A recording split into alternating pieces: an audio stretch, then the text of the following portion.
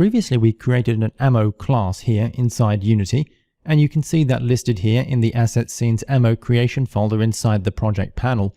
This script file should be attached to an ammo prefab object, and it effectively hides that object after a specified time.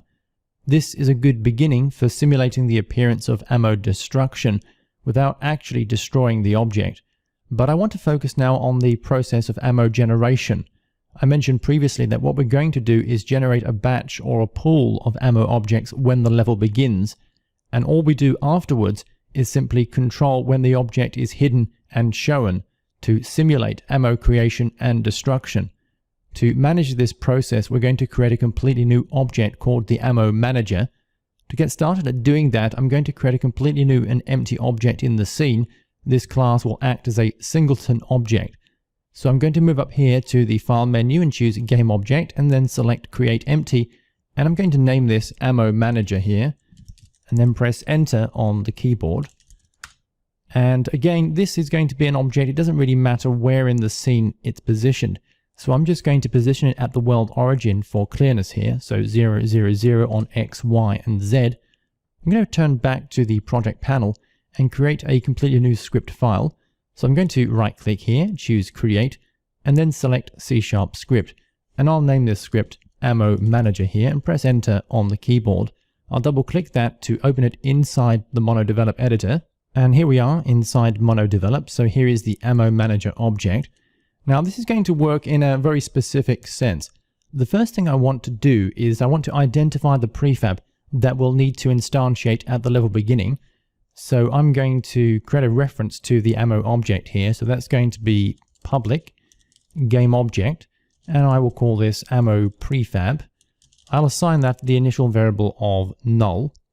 The next thing I want to do is to specify how many of these ammo objects we should generate when the level begins. We need to specify how large the batch or the pool size of ammo object should be. I'm going to specify an initial value of 100, but of course I'm going to make this a public property so that we have the ability to customize and change this as we move along. Now, once we've done that, of course, I'm going to need to create an array of these ammo objects. So we're going to generate an array of these ammo objects. So to do that, I'm going to create an array here, which is going to be game object. I'm going to use the array subscript operator here and specify an ammo array. So I'm going to call this ammo array. Now this is going to be a private variable. We don't need to have access to this inside the object inspector. And then finally, of course, I'm going to create the static singleton instance that's going to make this object a static object here, or rather a singleton object. So I'm going to choose static, and I'm going to call this Ammo Manager here. So Ammo Manager, and I'll call this Ammo Manager, and I'll call it singleton, and again assign that the initial variable of null. Now, of course, let's go ahead and take care of the singleton functionality here. So inside the awake function, one of the first things that I want to do here is to identify whether any previous instance of this class has been created previously.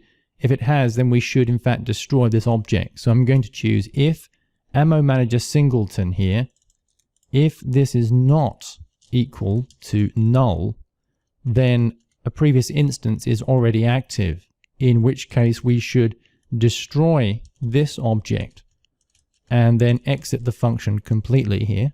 So I'm going to return here.